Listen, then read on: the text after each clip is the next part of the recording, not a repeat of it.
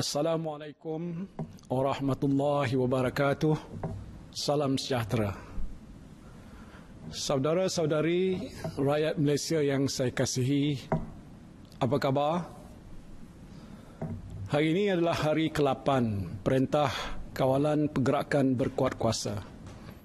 Saya mendapat laporan daripada pihak polis lebih 95% rakyat telah mematuhi perintah ini. Jalan-jalan raya lengang, pusat-pusat membeli belah ditutup, pusat-pusat rekreasi awam juga lengang, dan ramai yang telah pun mematuhi nasihat duduk diam-diam di rumah. Hanya ada beberapa insiden kecil pelanggaran perintah ini di sana-sini.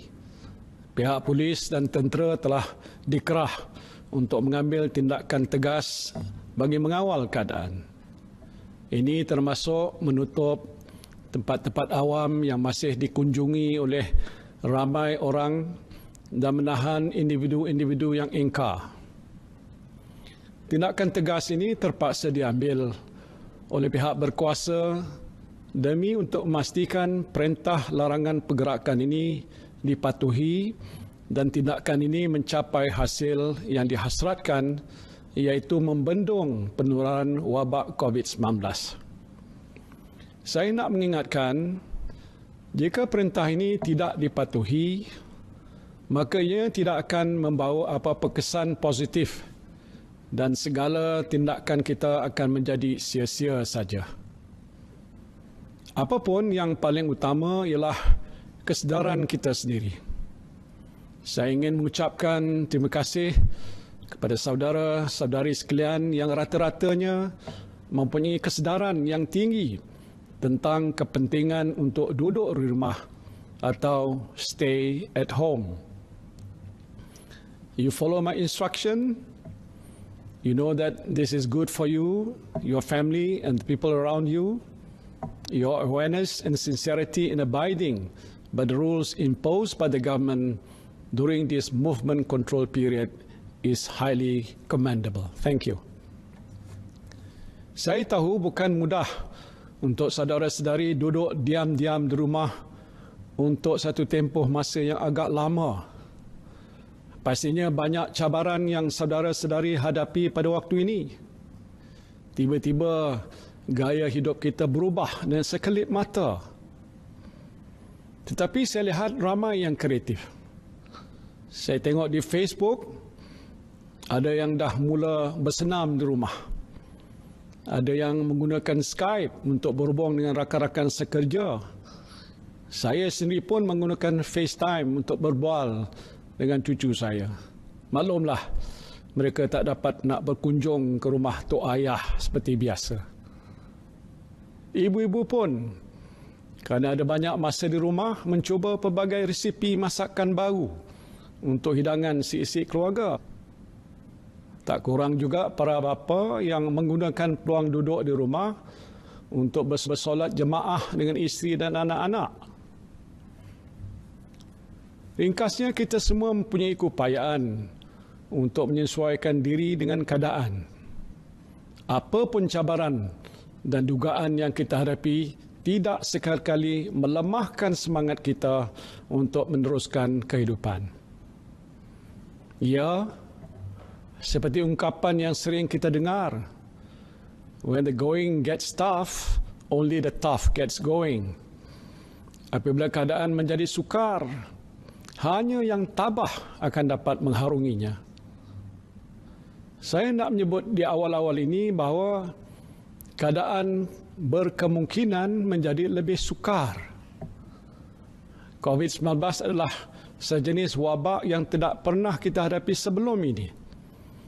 Tidak pernah kita jangkakan bahawa kehidupan kita akan berubah dengan sekelip mata hanya kerana sejenis wabak yang menular bukan sahaja di tempat kita tetapi di seluruh dunia. Kadar jangkitannya begitu cepat. Hari ini seramai 422,829 orang telah dijangkiti wabak ini di seluruh dunia dengan 18,907 kematian. Di negara kita, daripada kes pertama jangkitan COVID-19 ini dikesan, sehingga jam 12.30 hari ini, jumlah kes positif telah meningkat kepada 1,796 kes, iaitu penambahan 172 kes baru pada hari ini. 7 hari yang lalu, jumlah keseluruhan kes COVID-19 ialah 673. Ini bermakna bahawa kes positif COVID-19 ini telah meningkat lebih sekali ganda dalam tempoh hanya 1 minggu. Jumlah kematian juga telah meningkat kepada 17 orang, termasuk seorang doktor. Saya ingin mengambil kesempatan di sini untuk mengucapkan takziah kepada keluarga mangsa-mangsa yang telah pun meninggal dunia dan berdoa semoga roh mereka ini akan dicucuri rahmat ilahi.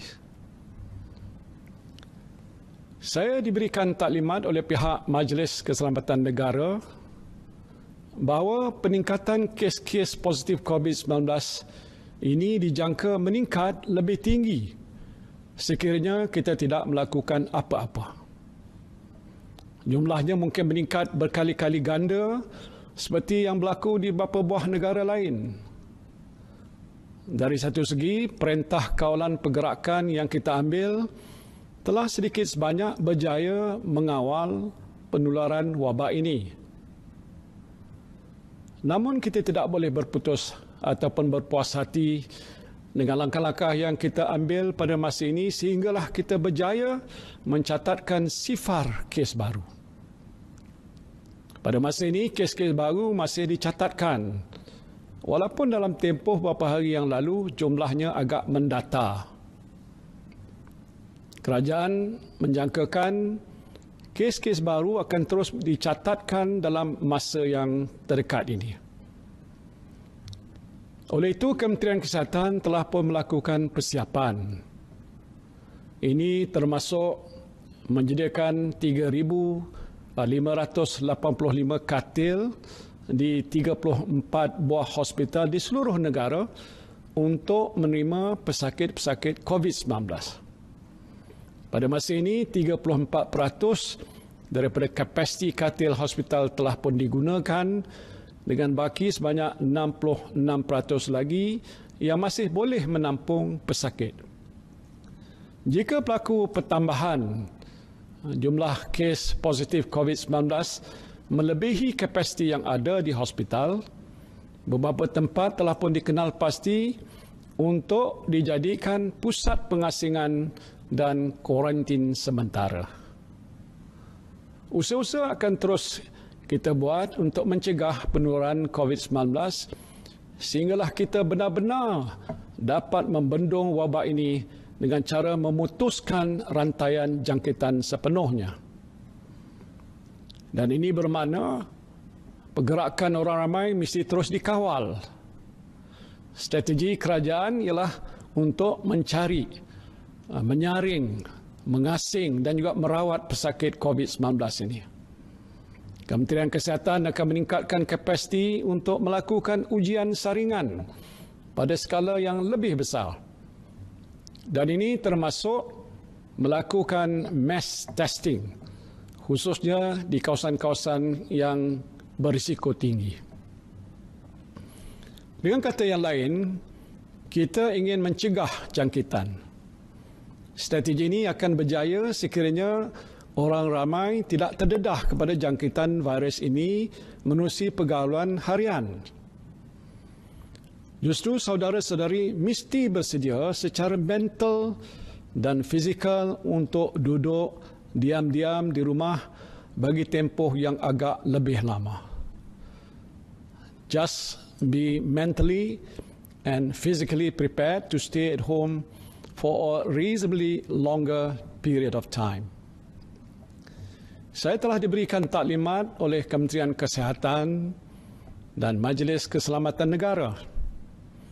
Trend semasa ini menunjukkan kes-kes positif COVID-19 yang baru masih berlaku.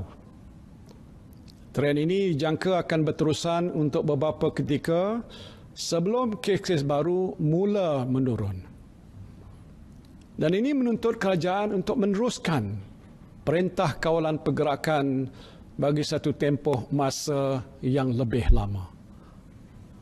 Sehubungan itu, kerajaan telah memutuskan tempoh perintah kawalan pergerakan akan dilanjutkan sehingga 14 April 2020. Saya memaklumkan pelanjutan tempoh ini lebih awal supaya saudara-saudari lebih bersedia. Anda yang berada di kampung tak perlu bergegas balik ke Kuala Lumpur hujung minggu ini. Duduklah dulu di kampung dan jangan ke mana-mana. Anak-anak yang sepatutnya balik ke asrama tak perlu balik ke asrama lagi. Tunggu dulu. Pejabat-pejabat yang masih ditutup tak perlu dibuka sehingga sekarang. Jika ada perkara penting yang nak diuruskan dalam tempoh 2-3 minggu yang akan datang, rancanglah dari sekarang bagaimana nak menguruskannya. Please stay calm and don't panic. Now, even though we have extended the movement control order, you don't have to unnecessarily stock up on food because the supply is sufficient, and I assure you that food is enough for everybody. I know you feel burdened, but I don't have choice. I have to extend the movement control order for your own safety. Selain itu, tempoh kuat kuasa perintah ini akan dikaji daripada semasa ke semasa. Jika ada keperluan untuk dilanjutkan lagi, saya akan membuat pengumuman mengenainya. Yang penting, saya mohon supaya saudara-saudari senantiasa bersedia untuk duduk lebih lama di rumah. Saya juga telah mengarahkan semua kementerian untuk membuat persiapan yang rapi bagi mengurus keperluan asas anda sepanjang tempoh perintah kawalan pergerakan berkuat kuasa. Yang penting, semua keperluan asas mestilah sentiasa tersedia dan mencukupi. Ini termasuklah bekalan makanan, elektrik dan air, perkhidmatan kutipan sampah dan pembentungan, kemudahan komunikasi dan logistik, serta keselamatan dan ketenteraman awam. Saya juga tahu bahawa dalam keadaan ini, ramai pihak yang memerlukan sokongan dan bantuan.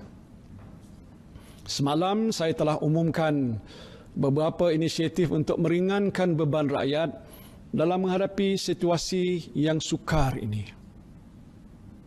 Hari ini satu lagi inisiatif, iaitu penangguhan bayaran balik pinjaman bank sehingga 6 bulan dan penyusunan semula baki kad kredit serta pinjaman korporat telah pun saya umumkan. InsyaAllah pada hari Jumaat nanti, saya akan umumkan satu pakej rancangan ekonomi prihatin rakyat yang lebih menyeluruh. Pegawai-pegawai saya di Kementerian Keuangan sedang pun bekerja bertungkus lumus menyediakan satu pakej rancangan ekonomi yang akan memberikan manfaat kepada semua. Sama ada anda ini adalah pemandu teksi, pemandu Grab, petani, pengusaha restoran, penjual nasi lemak, penjual goreng pisang, penjual burger, pekerja harian.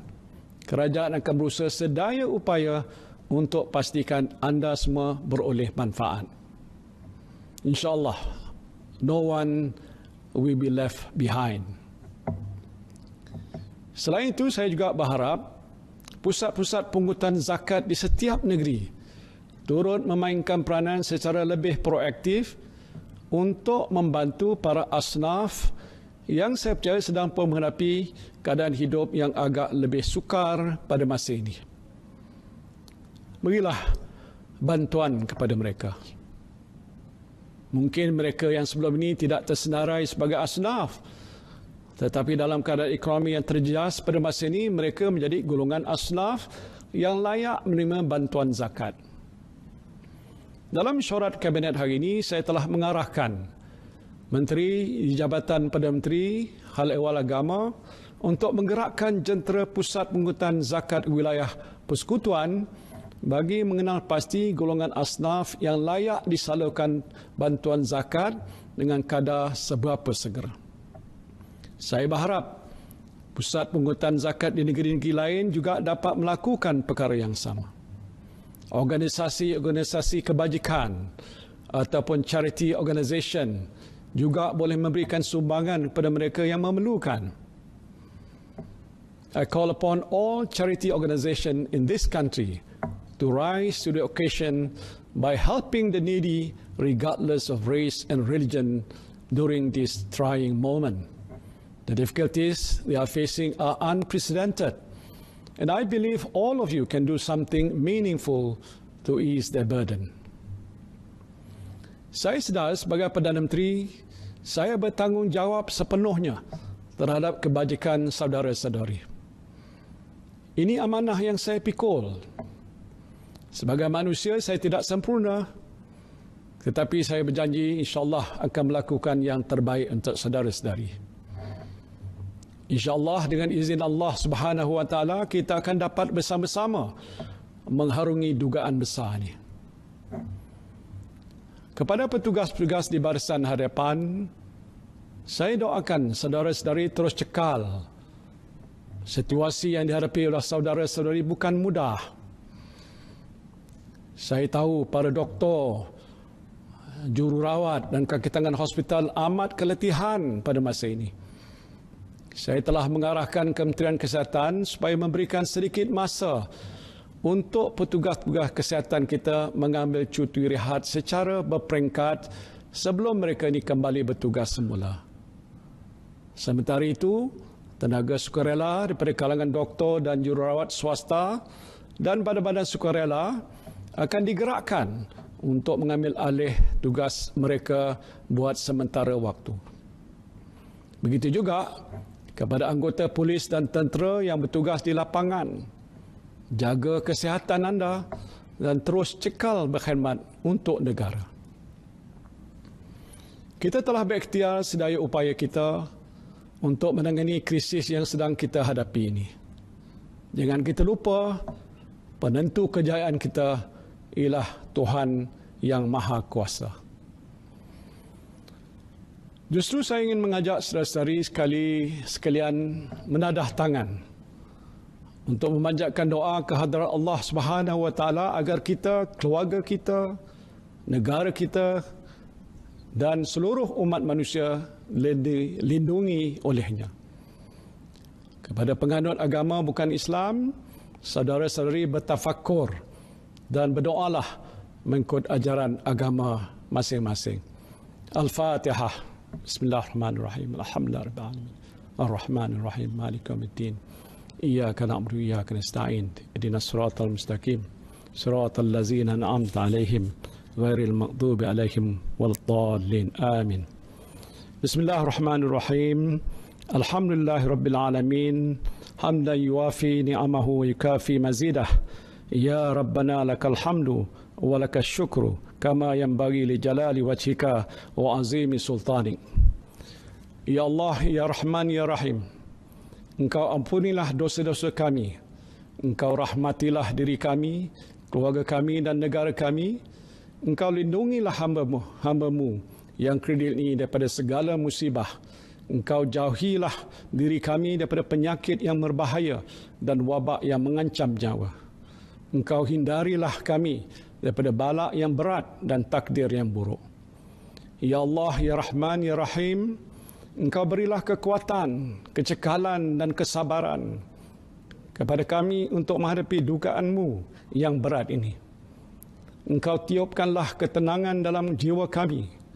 Sesungguhnya setiap dugaan yang Engkau turunkan kepada kami, Ya Allah, tiadalah ia melainkan untuk meningkatkan ketakwaan dan keimanan kami kepadamu.